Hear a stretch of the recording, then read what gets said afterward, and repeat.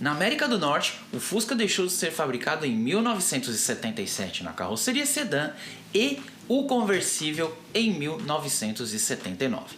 Com isso, o substituto natural seria o Volkswagen Golf ou Rabbit, como ficou conhecido na América do Norte.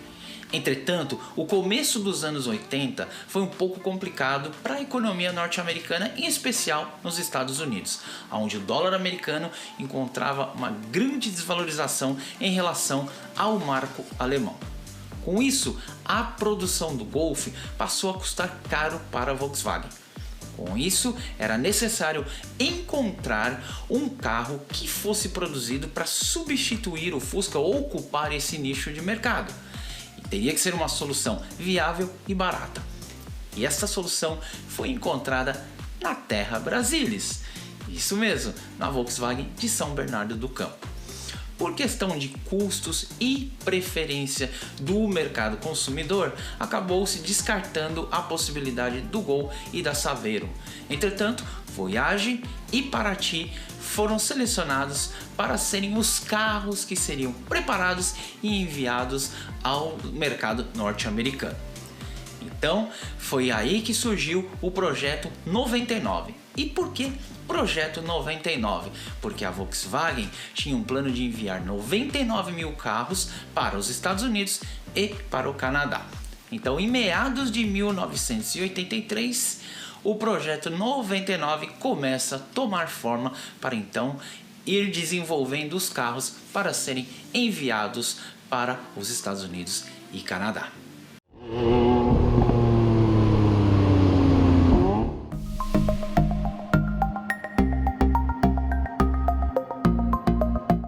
Salve família do canal dos Motivos, beleza? Sejam todos muito bem-vindos e se a gente ainda não se conhece, o meu nome é Ricardo.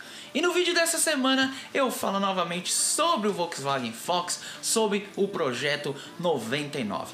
Mas dessa vez eu fiz uma pesquisa muito mais ampla, consultei proprietários de Fox nos Estados Unidos, no Canadá, consultei uma galera aí das páginas no Facebook que falam de Fox, tanto nos Estados Unidos como no Canadá, consultei uma galera que conhece para trazer as informações mais assertivas possíveis. Tanto é que o vídeo que eu tinha feito antes sobre o Volkswagen Fox e o Projeto 99 nem vai estar mais disponível no canal Autos Motivos. A partir de agora é esse vídeo que eu trago para vocês com muita informação legal e com muita coisa que vai ser bem interessante que você talvez não saiba sobre o nosso Voyage que foi exportado para os Estados Unidos e para o Canadá. Então fica comigo aí, vamos embarcar nessa para conhecer a história, essa história muito legal do Volkswagen Fox ou do nosso Voyage que foi exportado para Estados Unidos e Canadá. Pois muito bem, a tarefa da Volkswagen seria mais árdua do que poderia se pensar, porque não era simplesmente fabricar os carros, colocar no navio e resolvido. Não, era muito mais complexo do que isso. Era necessário desenvolver carros que se adaptassem às condições locais na América do Norte. Então era ao mesmo tempo necessário ter carros preparados para aguentarem temperaturas num calor que poderia passar até de 50 graus positivos em algumas regiões dos Estados Unidos que tem um clima bem desértico, e da mesma forma carros que fossem preparados para aguentar também condições de frio extremo, com temperaturas que podem chegar até menos 45 em algumas regiões do Canadá. Dessa forma, era necessário trabalhar no desenvolvimento de um carro que fosse resistente a essas diferenças climáticas tão severas. A Volkswagen desenvolveu os primeiros carros e inicialmente os enviou para o nordeste do Brasil para já ir adaptando o carro em temperaturas bem quentes. Posteriormente, carros foram enviados ao Chile, no deserto do Atacama e também à Cordilheira dos Andes. Dessa forma, aí já expondo os carros às mais adversas condições climáticas. Em 1985, a Volkswagen enviou algumas unidades do Voyage e da Paraty para o Canadá. Nesse caso especificamente, a Volkswagen tirou carros da linha de produção, veículos que seriam destinados ao mercado brasileiro, e colocou no navio e mandou para o Canadá. Por que a Volkswagen fez isso? Para poder justamente através desses carros, fazer uma forma de laboratório, detectar quais seriam as partes que necessitariam uma melhor adaptação, como partes de suspensão, como motor, como também as chapas que necessitariam tratamento anticorrosão, enfim. Como eu disse, esses carros seriam uma espécie de laboratório. Nesses carros seriam identificados realmente quais os problemas que teriam que ser, problemas vamos dizer assim, quais os pontos que teriam que ser revistos para então aí chegasse a um produto adequado ao mercado norte-americano. Até bem recentemente, na cidade de Brampton, que fica próximo a Toronto, foi visto um Voyage dessa leva aí que a Volkswagen enviou. O carro não está em muito boas condições, né? Até foi trocado o motor, mas assim, de toda forma, bem legal saber que esse carro ainda existe, né? Que está rodando ainda apesar dos pesares, porque sem dúvidas nenhuma esse carro é uma parte muito importante da história da indústria automobilística brasileira. A partir de um determinado momento, a Volkswagen começou a enviar carros então para os Estados Unidos e para o Canadá. Carros que já estariam próximo daquilo que seria o produto final. E aí começou a expor os carros então às condições realmente locais. Esses carros vinham, né? Foram carros são frutos, né, de muitos testes. Foram mais de 100 carros destruídos em crash tests. Foram mais de 2 anos e meio de ajustes, de desenhos para chegar ao resultado final aí com melhorias mecânicas, ajuste de suspensão, calibragem da suspensão, mesmo do motor, tratamento de chapas, né? Porque nos Estados Unidos e no Canadá no inverno é jogado um produto que a grande maior parte da composição é sal, que é para derreter o gelo e a neve nas rodovias, né, e nas ruas. E esse material ele é extremamente corrosivo, tanto para as chapas como também para material metálico. Então, com isso, os carros indo para lá sentiriam como é que ia ser o resultado nesses carros, né, que já eram tecnicamente já preparados para o terreno norte-americano. Entre Brasil e América do Norte foram mais de 1.250.000 quilômetros rodados com os carros, né? E os carros, entre os carros que eram brasileiros e os carros que eram destinados ao mercado norte-americano, haviam mais de 2.700 diferenças. Realmente eram muitas diferenças técnicas, pequenos detalhes que vieram a compor o produto que então finalmente iria ser vendido no mercado norte-americano. Obviamente eu não vou citar todas as 2.700 diferenças, né? Mas eu vou mencionar algumas aqui. Então, o desenho dos para-choques, eles eram diferentes também porque necessitavam ser mais resistentes ao impacto devido à legislação local. As lanternas de presença, né, que tinham na lateral do carro e também na frente, além de seus piscas serem no para-choque, aonde é os piscas do Voyage brasileiro, eles eram lanterna de presença. Os faróis, que eram os chamados sealing beams, ou seja, se o farol, vamos supor, queimasse a lâmpada, tinha que trocar o farol inteiro porque eram faróis selados. A grade também, que era diferenciada. A suspensão calibrada, né, para as condições das vias da América do Norte. O carro tinha terceira luz de freio, ele tinha também sinal sonoro para, no caso, se deixasse a lanterna ligada, o motorista esquecesse a lanterna ligada e abrisse a porta, tinha o sinal sonoro. Se o cinto de segurança também não estivesse conectado, também o sistema de cinto de segurança, especialmente nos Estados Unidos, era diferente do que a gente do que era usado no Brasil. Então foram pequenos itens que fizeram aí, foram compostos e chegaram a esses mais de 2.700. E outra coisa, né? O Fox, ele já chegou na América do Norte com os retrovisores embutidos, né? Iguais aos do Santana, e também com o painel satélite. Coisa que a gente só foi ver na linha Volkswagen em 1988. Então, ou seja, o produto que saía para a América do Norte em 1987 era muito superior ao produto que era destinado ao mercado brasileiro. A partir de fevereiro de 1987, o Fox e a Volkswagen começaram a ser vendidos nos Estados Unidos e no Canadá. A motorização escolhida para esses carros na América do Norte foi o motor AP800. Entretanto, Por questão de legislação, né, e emissão de gases poluentes, a Volkswagen reduziu a potência do motor destinado à América do Norte. Foram 81 cavalos no lugar dos 96, quase 96 cavalos que eram destinados ao mercado brasileiro. Mas não foi só por conta de legislação em termos de poluentes. Foi também para que o Voyage ou o Fox não viesse a concorrer em termos de potência com o Golf e com o Jetta, que utilizavam uma motorização similar. Agora, uma diferença, né, bem crucial dessa motorização do Fox em relação ao Voyage brasileiro é o sistema de injeção. O Fox já vinha com sistema de injeção de combustível. Aliás, esse é um ponto bem curioso, porque dependendo da região e do período de produção, existem aí algumas diferenças. Por exemplo, os Fox que foram destinados ao Canadá.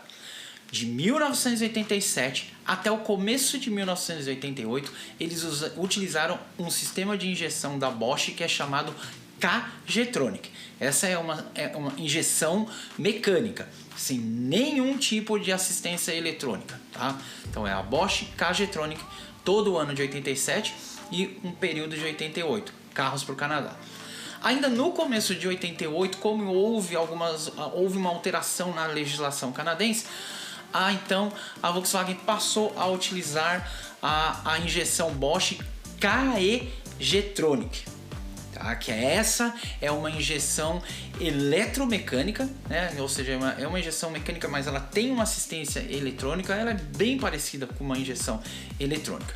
E essa configuração foi até 1990. Então no Canadá teve aí um período 87, comecinho de 88, que era K-Jetronic. Depois, ainda no começo de 88, passou para KE-Jetronic. Já nos Estados Unidos, de 87 a 1990, todas as regiões foi utilizado a KE-Jetronic, que é a injeção eletromecânica que eu mencionei, que foi utilizado no Fox canadense a partir aí já mesmo do começo de 1988. Existe aí um certo conflito na informação em relação aos carros que foram para o estado da Califórnia nos Estados Unidos, porque um grande número de pessoas que eu consultei me dizem que o carro, o Fox que foi enviado para a Califórnia, ele era equipado com a injeção eletrônica Digifant 1. Isso desde 87 até 1993, quando o Fox deixou de ser fabricado. Entretanto, existe uma outra grande quantidade de pessoas que diz que não. Os carros para a Califórnia de 87 a 1990 utilizaram a mesma KE-Jetronic. Então esse é um ponto que está duvidoso. Inclusive, se você tiver informação, se você tiver algum manual que possa comprovar que essa informação, na verdade comprovar qual é a informação verdadeira, se era a KE-Jetronic ou se já era a Digifant 1 para o estado da Califórnia, vai ser bem legal. Você deixa nos comentários ou me manda um e-mail, que essa vai ser uma informação bem importante. E então, até 1990, todos os carros então tinham a KE-Jetronic. A partir de 1991, com a chamada frente chinesinha, todos os carros, seja para os Estados Unidos ou para o Canadá, receberam a Bosch Digifant 2, com exceção do estado da Califórnia, que recebeu a Digifant 1. Essa é a única exceção, e nesse caso é da Califórnia, confirmado que ela realmente em 91 utilizou a Digifant 1 e o resto dos Estados Unidos e no Canadá a Digifant 2. Bom, e uma outra coisa, né? Efetivamente, o Voyage ou Fox foi o primeiro carro brasileiro a utilizar um sistema de injeção de combustível. Então ele foi o primeiro carro da Volkswagen no Brasil a não utilizar mais carburador. Sim, o Gol GTI foi o primeiro carro com injeção eletrônica a ser vendido no Brasil, isso é indiscutível, mas o primeiro carro da Volkswagen no Brasil a utilizar um sistema de injeção de combustível foi o Fox. Tudo bem, né? Ele não foi vendido no Brasil, mas efetivamente é um carro brasileiro, então ele foi o primeiro Volkswagen brasileiro a utilizar um sistema de injeção de combustível. O Fox foi oferecido na carroceria sedã de 2 e 4 portas, além da Wagon, a nossa Paraty. A versão de entrada, né, que era a mais básica, trazia apenas um frisinho fino lateral, rodas de aro 13 em aço estampado, mas de série ele trazia vidros verdes, acendedor de cigarros, ele tinha anti-embaçante do vidro traseiro, odômetro total e parcial, trazia também a terceira luz de freio e o retrovisor do motorista tinha comando interno. Aliás, na versão básica ele só trazia o retrovisor do lado esquerdo. Além disso, ele tinha também luz no porta-luvas. A versão GL, que vinha sempre em 4 portas, vinha equipada com câmbio de 5 marchas. Tinha um acabamento também diferenciado, né? Os para-choques eram com a parte inferior pintados na cor do carro. O carro também trazia super calotas. O interior tinha um acabamento mais refinado. Os bancos vinham num tecido aveludado. Trazia também conta-giros no painel e retrovisor do lado direito. A lista de opcionais para todas as versões eram ar-condicionado, rádio toca-fitas com 4 alto-falantes e pintura metálica. Não, o carro não oferecia câmbio automático, algo que era muito comum na América do Norte, mas não, o Fox não tinha nem como opcional o câmbio automático.